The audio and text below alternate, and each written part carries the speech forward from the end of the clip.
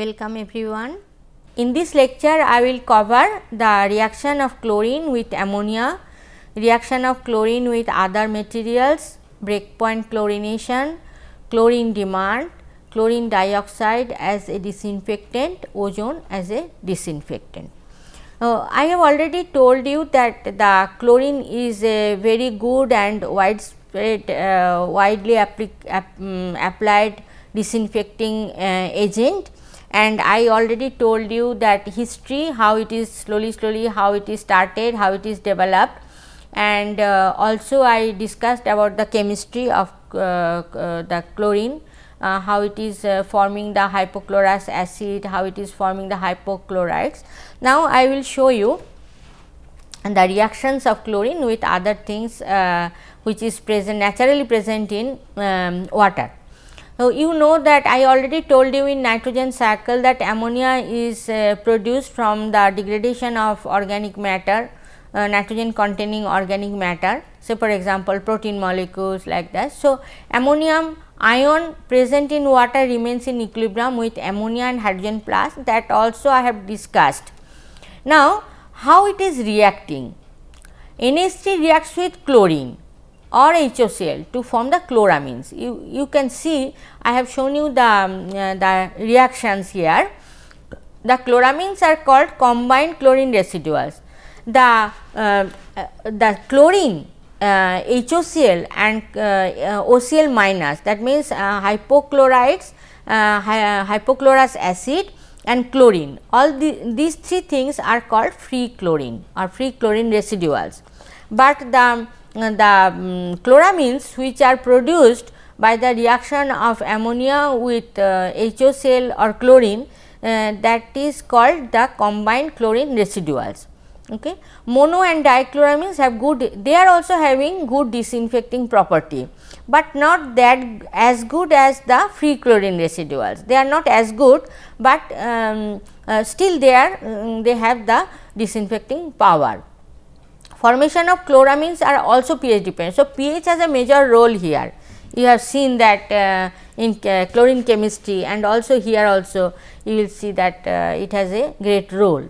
Higher amount of dichloramine is produced at lower pH. Okay. So, what is the reaction? This is the NH3 plus HOCl, it is giving monochloroamine. Why monochloro? Mono means 1, so 1 chlorine is there. So, monochloroamine, and here further reaction it gives the dichloro, 2 chlorine atoms are there. So, dichloramine and then trichloramine, this is a very toxic substance, okay, trichloramine, mainly these two are formed. Now, chloramines get decomposed. So, if you increase, you know chlorine is a very good oxidizing agent also. Okay. So, chlorine is a very good oxidizing agent, you have seen that. And then chlorine, if you increase the dose of chlorine, then what will happen? These chloramines also will be oxidized. Okay. It will be oxidized. You see here minus 3 to 0, minus 3 to 0, so it is oxidized, and then dichloramine also minus 3 to here plus 4 state, so it is oxidized. Okay. So, it occurs at a higher dose of chlorine. If you increase the dose concentration of chlorine, then it will happen. Reactions of chlorine with ammonia present in water, this continuation. What is this? The rate of reaction between ammonia and HOCl is pH and temperature dependent. Okay, that I told you. The reaction rate is most rapid at pH 8.3 and decreases as the pH is increased or decreased. So, at a certain pH the rate is maximum, means it is fast, very fast. Okay. But if you increase the pH or decrease the pH, it will become slower. Now, chlorine, HOCl and OCl minus are called free chlorine residuals. I told this thing. This is the reason why free chlorine residual and combined chlorine residual coexist after certain contact period, say 10 minute or 20 minute. Okay. So, if you allow the chlorine to react for some time, and if there is the ammonia present in it, which is very common, okay, then what you will see? You will see that chloramine, some chloramines have been formed and also some free chlorines are there. So, it is basically a mixture of all those things. Okay. Now, so there are other reactions also can happen after this stage. So, breakpoint chlorination I will tell you later, but here you see the chlorine is an oxidizing agent. So, ammonia is oxidized to nitrogen by chlorine. Ammonia is oxidized by chlorine to nitrate even, this is the highest oxidation state. So, chlorine here is acting as the oxidizing agent, and these are also produced at higher concentration of chlorine. And breakpoint chlorination, what is breakpoint chlorination? I will tell you later after showing the curve. While the free chlorine residuals are quickly, what is the property of free chlorine residual and combined chlorine residual? One property is that free chlorine residuals are better disinfecting agent, but combined chlorine residuals are also have the power of disinfecting power, but it is weaker compared to the free chlorine residuals. But one advantage of this is there, that free chlorine residuals are quickly dissipated in the distribution system. Okay. The chloramines are stable. The chloramines can stay for long period. So, when you disinfect in some place, you do the treatment, the disinfection you do, and then you have to transport the water from that place to some other place. Okay. Then during the passage you have to protect the water. So, if the chloramines are present there, then it can protect the water during transport. So, this is the advantage of the chloramines. Sometimes that is why sometimes to protect the water from outside, ammonia is also added little amount. Okay. So, chloramines are, in that sense it is good, it can protect during transport also, it is long lasting. Okay. Transport over long distance, it is protecting. Okay. At lower pH some trichloramines may be formed, this compound is toxic. So, we should not allow the during disinfection, we should not allow it to be formed. Okay. We should maintain the condition such a way that these things are not formed. Now, so not only the ammonia, but also other things may be present in the water. What are they and how they react with the chlorine, that is also important. Chlorine and HOCl is a strong oxidizing agent, and it reacts and combines with many other different kinds of compounds, and they are called the products are called disinfection byproduct, DBP, disinfection byproduct. Many reactions, some of the reactions are fast, some of the reactions are slow. So, disinfection, now if so many reactions are going on, then it becomes complicated, right. Now, what are those reactions?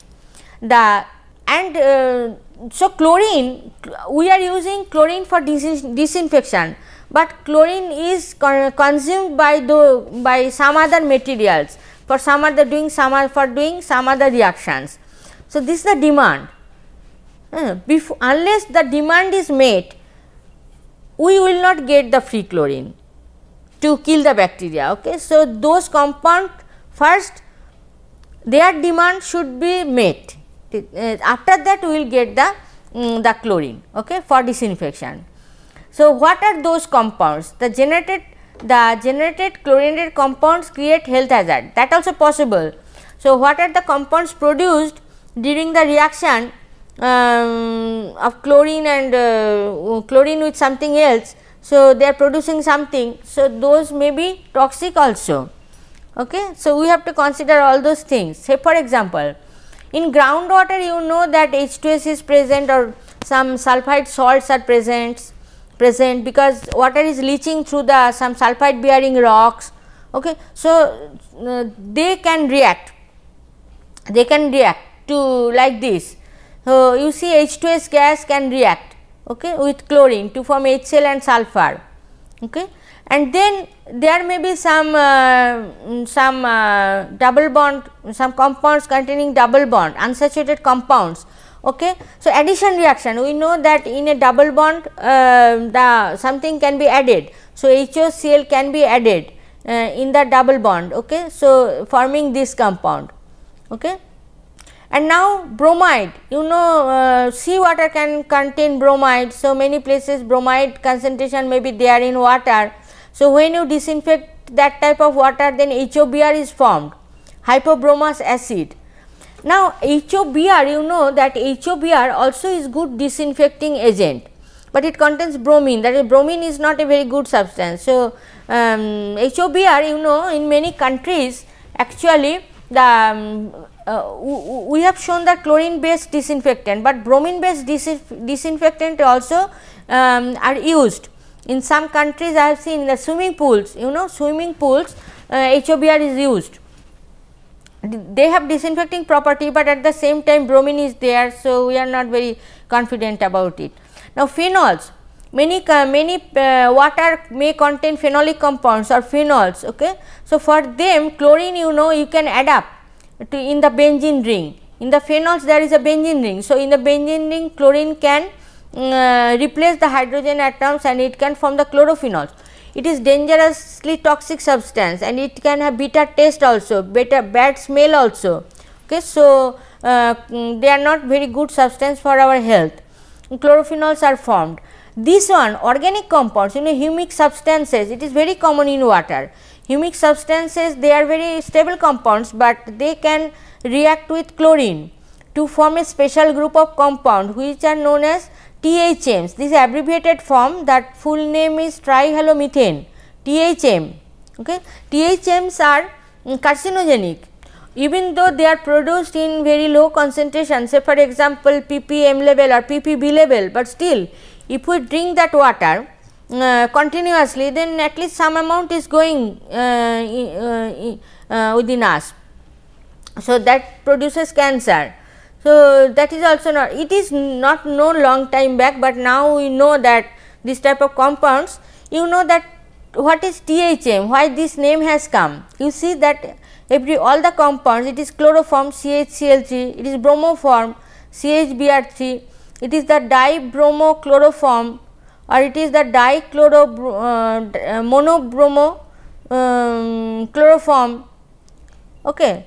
So, here you see everywhere you see 3 halogen atoms are there, 3 chlorine atoms, 3 bromine atoms, 2 bromine, 1 chlorine, 2 chlorine, 1 bromine. So, it is a derivative actually.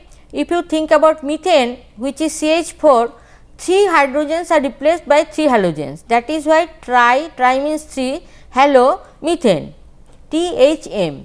Okay. Very important group of compound nowadays. And we should not allow these types of compounds to be formed in our drinking water system. Now, what is demand? I told you just now that chlorine demand is chlorine applied, how much chlorine we have applied and how much chlorine is still there. If you subtract residual chlorine from chlorine applied, then then you will get the chlorine demand, that is the demand. So, demand should be made first. Okay. After that you will get the free chlorine, before that you will not get, because it is consumed. Okay. Now, this very important curve, breakpoint chlorination curve and chlorine demand. So, this is actually you see here it is the residual chlorine. Experimentally this curve we can get experimentally. Okay. This is the residual chlorine and here it is the chlorine dose, this is the applied chlorine dose. Okay. So, we are varying the chlorine concentration and then we are measuring, we are keeping for some contact time, say 15 minutes, 20 minutes. So, we take the sample, then we same sample, but different containers, same volume we take and then we apply the chlorine there at different doses. Okay. We keep it for some time, that is contact time, and after that we measure the residual chlorine, how much is present, and then we plot it against the dose, applied dose, we plot the residual chlorine. Now, if it is distilled water, there is no demand, then whatever chlorine we apply, it will remain as residual chlorine, then we will get this type of curve. Okay. This is the chlorine applied curve, or distilled water, if we do the experiment, it will get this type of curve. But if it is a normal sample water, then there is ammonia. So, basically ammonia is present unless it is some typical waste water. So, in that case we will get the this type of curve. This is the nature of the curve. So, what is why it is increasing first, then decreasing, then again increasing. So, this part will tell you this, the whole part is combined residual, chlorine residual. This is the formation of combined chlorine residual. This is the means this is the chloramine formation, this is the chloramine destruction. So, I told you that chloramines also can react with chlorine at higher dose. So, chloramine destruction, and then everything is destroyed, and then here demand is met, and then this point, this minima is called the break point. Okay. And then after that, when you increase the dose, at an increased dose you will get the free chlorine residuals. Okay. And this is, you see, the parallel to this line. Okay. Now, you have to apply at least up to this point the dose, then everything will go, and then little bit extra there, so that some free chlorine residuals are there in the water, which will take care of the killing of the microorganism, that means the disinfection. Okay. So, that is the and you can see here, this is the mole ratio of chlorine is to ammonia nitrogen. So, at different ratio different things, you see here it is 1.5 here, and then at lower dose it is like this. So, ammonia concentration also may vary, na? That is why it is done here. Okay. So, this we can do experimentally in the laboratory, and then for a particular sample we do not know how much chlorine we should apply, because if we add too much chlorine, that is also not good. Why it is not good? Because chlorine also not good for health. If we add too much chlorine, sometimes we can see in the tap water, we can see that chlorine smell is coming. So, that means they have added chlorine in a larger quantity, which is not required even. Okay. So, that is not good. So, how to know how much chlorine we should add for a particular sample water. So, we have to do some experiment, otherwise how will you know. So, this is the breakpoint chlorination curve and chlorine demand. We have to know this thing, then we can apply the proper dose. We can use the chlorine, what are the different types of chlorine we can use? Chlorine, we can use chlorine gas, we can use chlorine water, we can use hypochlorite, we can use bleaching powder also hypochlorite, CaOClCl. So, this is also a source of hypochlorite. So, all those things we can apply, but how much a dose we should apply, that we have to know, right. So, how will you know? This way we can know. And also the contact time, it is when we do the experiment, it is always better to measure the contact time should be fixed. For one sample, for one sample there are several containers I have taken, na? So, we have to maintain the contact time. Because with contact time the ratio, all those things, reaction is varying. So, we have to maintain that contact time. Now, reaction of chlorine with other impurities. Okay. How can we remove THM? I told you that THM formation is very dangerous for us, THMs are dangerous. So, if we want to protect our water from the THM, then what we will do? We can do two things, there are two options. One thing is pre-chlorination, another thing is post-chlorination. What is pre-chlorination? Pre-chlorination is treatment with chlorination or treatment with chlorine chlorination is carried out before filtration. Means first we do the chlorination, then we filter the water. Why filtering? Because through filtering we can remove the THM, that formed THM. Okay. So, this is called pre-chlorination. And what is post-chlorination? Chlorination is done after filtration. First we remove the organic materials, then we do the chlorination. Both way it is possible.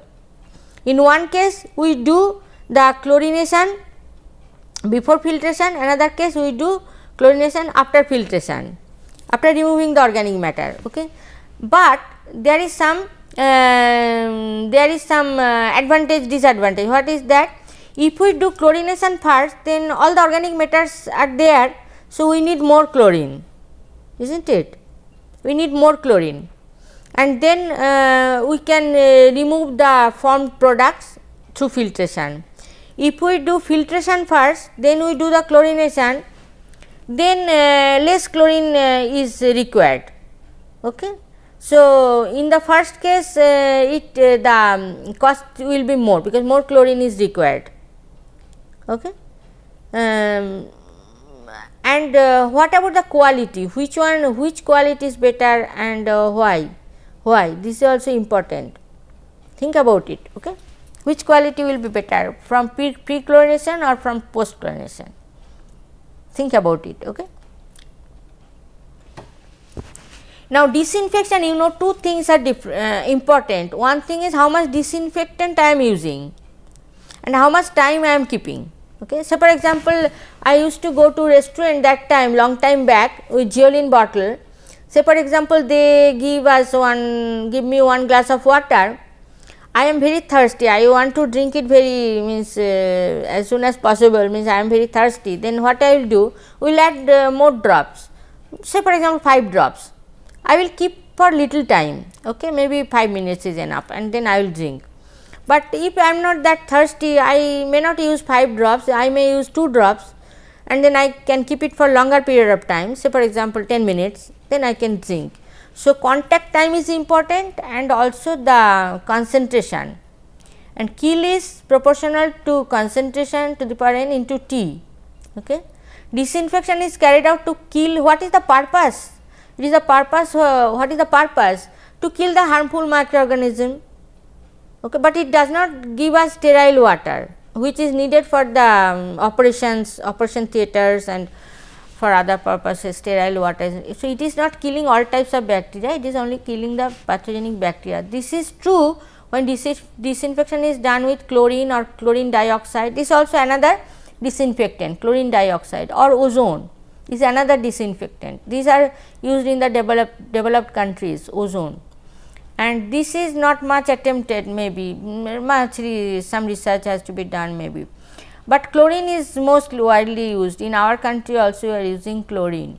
Now, that is with long contact time. This I already explained to you that contact time and concentration we can vary depending on our what we want actually. Okay. Then pH and temperature also has great influence, that we have already discussed pH and temperature, how it is affecting the disinfection, and lower pH is more effective for disinfection, lower pH but we usually do it at around 7 to 8. Okay. And free chlorine residual is more effective compared to combined chlorine residual. I already explained, but it is more it is required for transport, you know, during transport combined chlorine residual is important because it can protect the water. Because during transport there may be some contamination, so that it can protect, that combined chlorine residual can take care of it.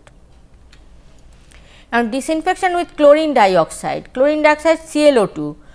Chlorine dioxide is a very good disinfectant at higher pH condition. Okay.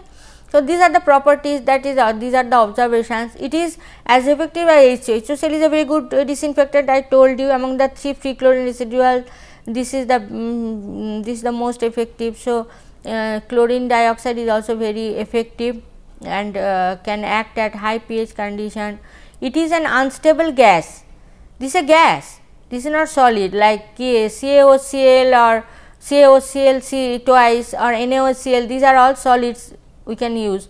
Solid is better, you can carry from one place to another place, but if it is liquid, it is still it is okay, but if it is a gas you cannot carry it, right. So, but this is a disadvantage for chlorine dioxide. Okay. It is an unstable gas and it has to be produced on the site itself, where you want to disinfect you have to produce there only. Okay. This is a great disadvantage, and how you can produce it, this is chlorine, you know, it is an oxidizing agent.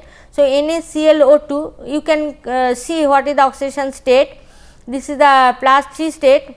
So, +3 state to +4 state. So, this is oxidation. Oxidation means chlorine is oxidizing. So, it is done by mixing a solution of sodium chloride NaClO2 with strong chlorine solution. This way it is produced, it is a gas. At pH below 4, the production of ClO2 is higher. Okay. It is costlier compared to chlorine or hypochlorite. The chemistry of ClO2 is not explored much. Still it is under, means it is not, we are not very confident about this material till now. The advantage is that it does not react with NH3 to produce chloramine. Chloramine is not produced, this is advantage. Another thing you can tell that if chloramine is not produced, then transport is it is not protected. It does not react with natural organics. This is good because it does not produce THMs, because natural organic material, that is humic substances, it does not react, and so it is not producing THM. ClO2, in case of chlorine you have seen that chlorophenols are formed, but here you see that ClO2 can destroy phenolic compounds. Okay. So, this is a good thing, it can destroy. Okay. So, there are advantages and disadvantages also. Now, disinfection with ozone. Ozone is also widely used nowadays in advanced countries. It is very strong, actually, strong disinfectant. Even at low concentration it acts nicely. High cost, because ozone production is very difficult. Okay. And the equipment which is required for ozone production is to be maintained on the site itself. So, again problem. It does not produce long lasting residuals. These are advantage. Chloramines, it does not produce chloramines. Advantage, sometimes and disadvantage, means chloramines has to be added sometimes. Actually it is advantage, you can disadvantage you can tell. Okay. Another advantage for ozone is that halogenated organic compounds are produced during disinfection. No halogenated organic compounds are produced, because halogen is not there. How halogenated compounds will be produced? So, it is advantage, right. A disadvantage is that ozone reacts with natural, but the ozone is stronger. So, it can react with natural humic substances. Natural humic substances to produce organic compounds which are more susceptible to biodegradation. Maybe THMs are not produced, but some compounds are produced which are susceptible to biodegradation compared to the natural humic substances. Then what will happen? It causes growth, because some biodegradable substances when present, so bacteria will grow, and when bacteria will grow, so in the distribution system, so water quality will be reduced, is not it? So, that is a disadvantage with this ozone. Beyond disinfection, ozone has some other effects. It can remove the odor, it can oxidize iron or Mn2 plus, iron 2 plus or Mn2 plus, which sometimes is present in many water. Okay, and it when it is oxidized, it can be precipitated also as oxide. It can destroy organic compounds that causes odor and taste. So, water quality will be better when it is all these types of compounds are destroyed. Okay. So, ozone is also a good possibility, but costly. As a reference, I can tell Sauer-McCarthy, the same book you can read, very nicely written. And as conclusion, I can tell for this lecture that disinfection is a very important water treatment procedure to kill the pathogenic bacteria. Chlorine is widely used for disinfection purpose. Chlorine produces hypochlorous acid and hypochlorite ion, which are known as free chlorine residuals.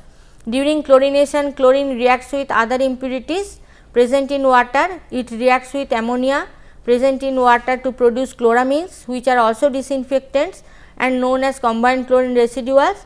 They are weaker but long lasting. Breakpoint chlorination and chlorine demand is explained. Application of chlorine dioxide and ozone as disinfectant is also explained. Okay. So, thank you very much.